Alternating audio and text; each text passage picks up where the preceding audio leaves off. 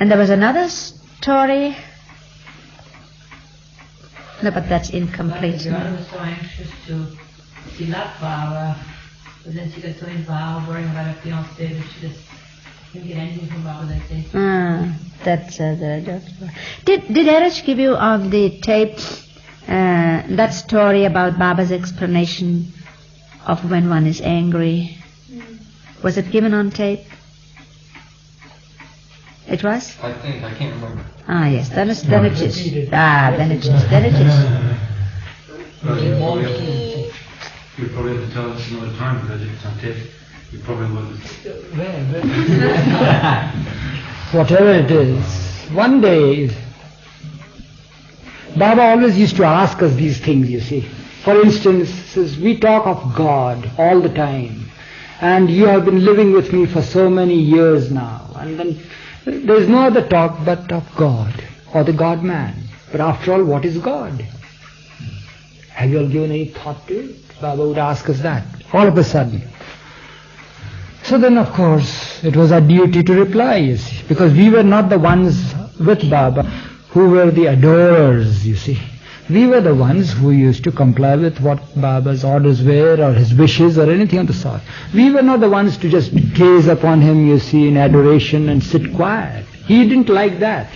He wanted men, so to say, vivified, ignited, electrified persons around. You know, like Alaba? Well, he didn't always the take jumping that. jack, you see. Yeah. He wanted people, live people around him, you see. But he didn't always put up with alibis. Of course, that is a different thing that goes to the very extreme, you see. But he wanted people. He would try to distract the person who just sits and adores, you see.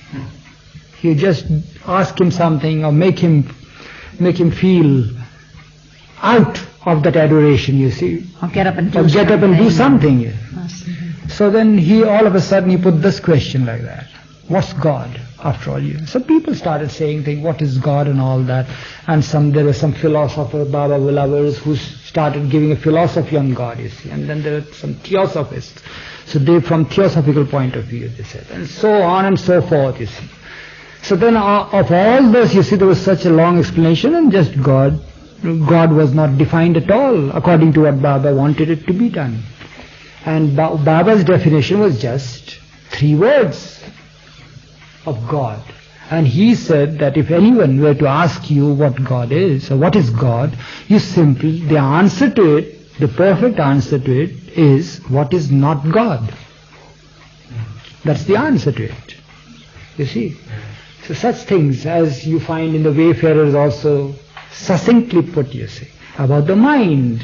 The mind that works fast is mad, mind that works is man, mind that works slow is must, and mind stopped is God. So that is his language. And likewise, what is a philosopher? What is philosophy? A simple thing made difficult is philosophy, that Baba said.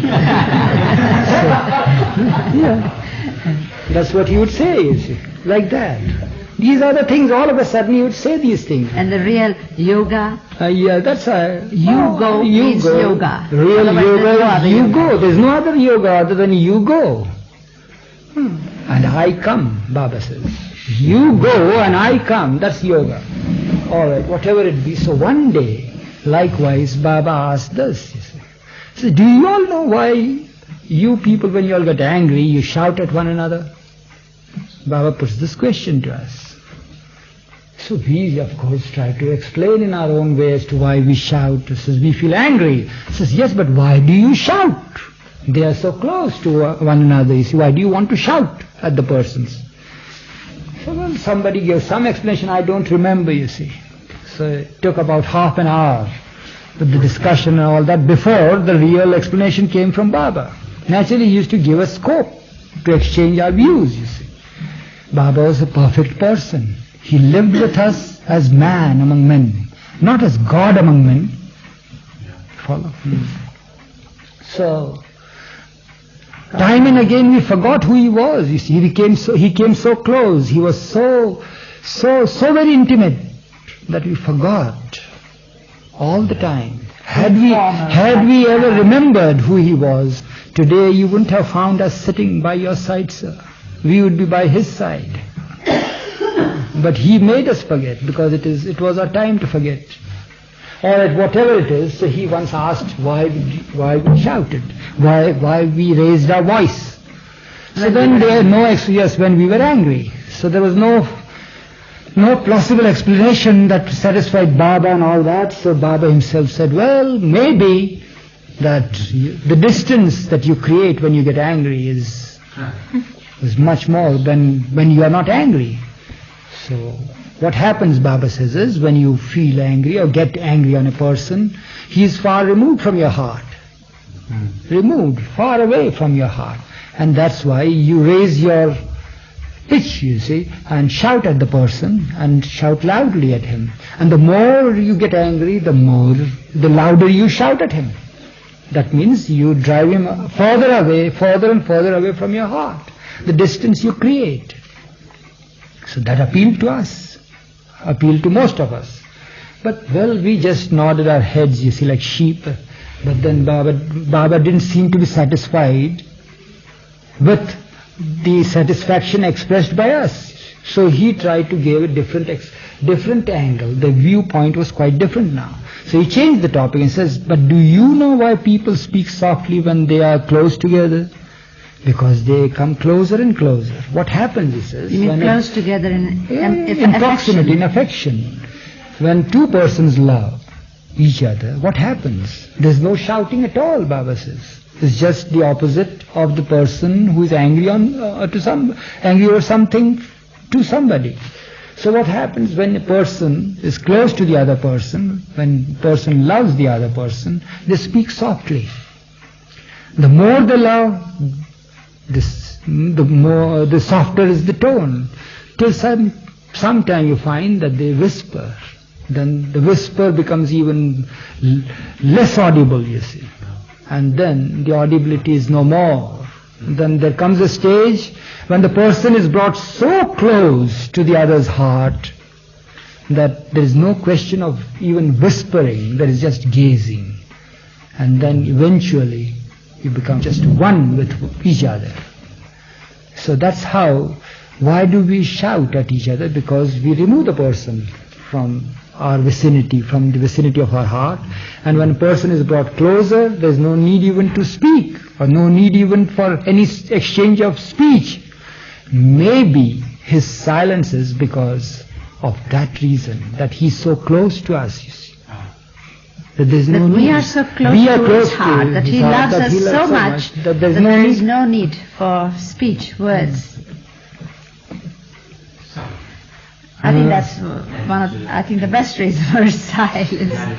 He's silent because there is no need. We are so close to his heart. He loves us so much that there is no need for speech. What did you say? As some adequate explanation. Yeah. Baba's explanations would be like that, even if they were the most practical, they would be, usually. And even on a tiny thing, any subject, Baba's explanation would be just fit.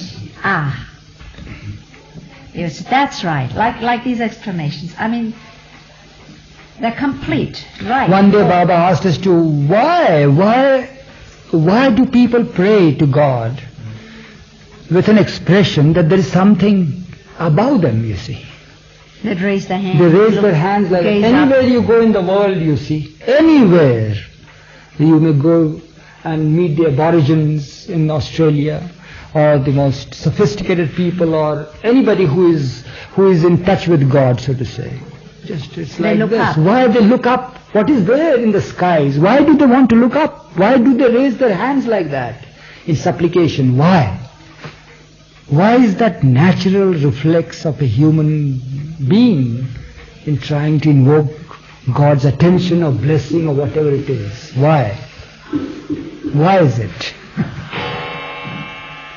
So then, of course, we started saying that, well, we want something from somebody who is here and there and everywhere, and so naturally we can't do this. Why can't you do that, Baba says? Why can't you do that? You can do that if you want to. You can do that. But why all the people, everywhere you go, they do like this? Why is it so?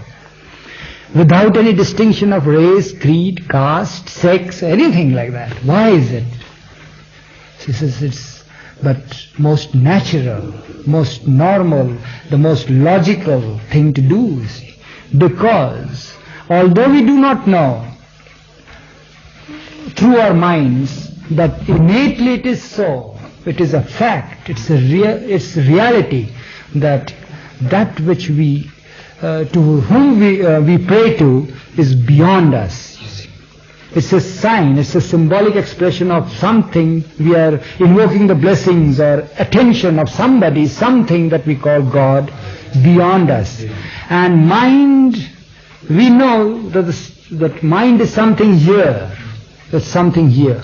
So what is that? Beyond that is nothing but here. You can't, it's just beyond. So that's the reason why the expressions become like that. You see, that we are asking, not that because God is in the sky, but it's a symbol, it's symbolic of we are trying to address something or somebody who is beyond us. And where can it be? Beyond us means something above us, you